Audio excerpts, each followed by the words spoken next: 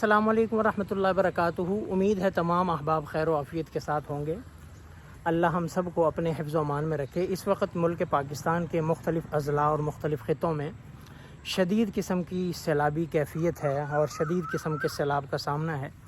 بہت سارے لوگ بیچارے بے گھر ہو چکے ہیں اور دیکھتے ہی دیکھتے ان کی زندگی کی جمع پونجی، ان کا گھر، ان کی دکان، ان کا کاروبار، ان کے مکانات، ان کے بچے، ان کے خاندان ان کے سامنے دیکھتے ہی دیکھتے پانی کی نظر ہو گئے، سیلاب کی نظر ہو گئے اور وہ بیچارے کچھ نہ کر پائے اور بے بسی کے عالم میں صرف دیکھتے رہ گئے۔ اور اس طرح مختلف اضلاع کے اندر سیلاب کی ایسی کیفیت ہے، بہت سارا جانی اور مالی نقصان ہو چکا ہے۔ سب سے پہلے تو یہ دیکھنا ہے کہ سیلاب کی وجہ کیا ہے۔ بہت ساری وجوہات ہو سکتی ہیں، لیکن ہم ایک وجہ پر غور کرتے ہیں جس کو اللہ نے قرآن کریم میں ذکر کیا ہے۔ سورہ سبا کے اندر اللہ نے قوم سبا کا تذکرہ کیا، لقد کان لسبأ فی مسکنہم آیہ، کہ قوم سبا کے گھروں میں اللہ نے نشانیاں رکھی ہیں۔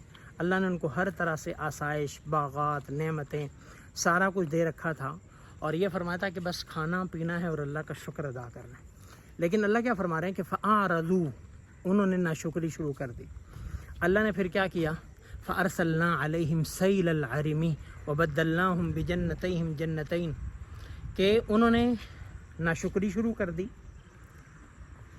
تو اللہ رب العزت نے وہ نعمتیں اپنی لے لی، ان کو شدید قسم کا سیلاب بھیجا اور اس سیلاب نے ان کو بھی غرق کر دیا۔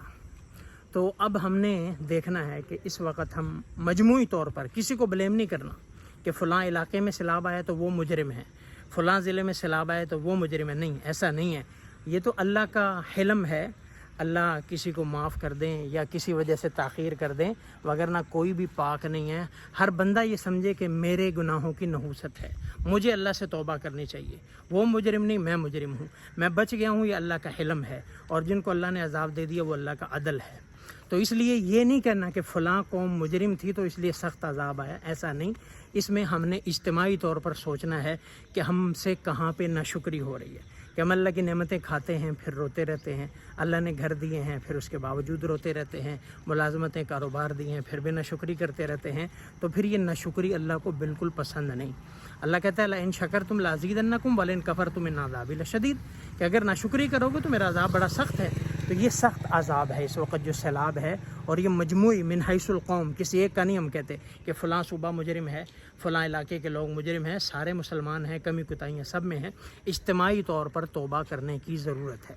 نمبر 2، سیلاب میں دو قسم کے لوگ آزمائش میں ہیں۔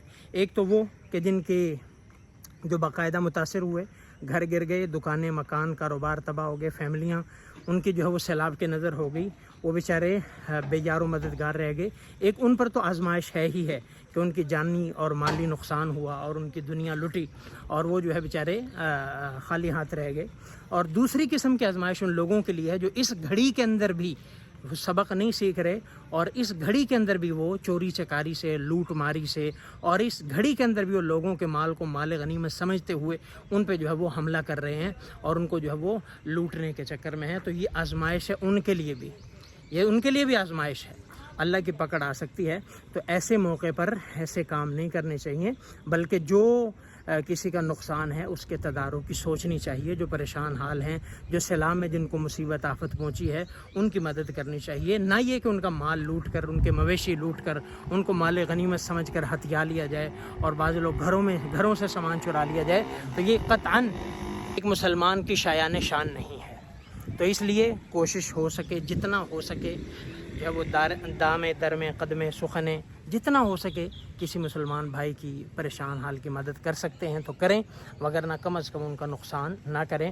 اور ایک تو سب سے بڑی بات اللہ کا شکر ادا کریں، من حیث المجموعہ من حیث القوم، ہم ایک تو دعا کریں اور اللہ کا شکر ادا کریں، اور دوسرا دعا کریں، اجتماعی طور پر ہم اللہ سے دعا مانگیں یا اللہ تو ہمیں ہماری سزا سے، اور جیسے کہ حدیث میں وہ اگرچہ وہ علماء نے لکھے آندھی کی دعا، لیکن اس میں بھی مانگی جا سکتی ہے، اللہم لا تقتلنا بغضبک ولا تہلکنا بعذابک وعافنا قبل ذلک، اے میرے مالک تو ہمیں اپنے غصے سے قتل نہ کر، ہمیں اپنے عذاب سے ہلاک نہ کر، اور ہمیں عافیت عطا فرما۔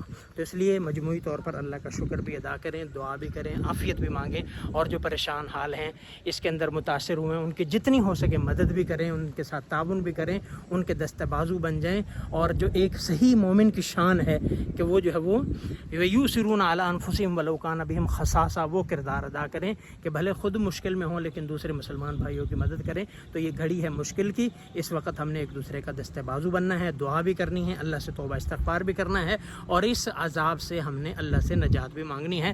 اللہ ہم سب کو عمل کی توفیق دے۔ والسلام۔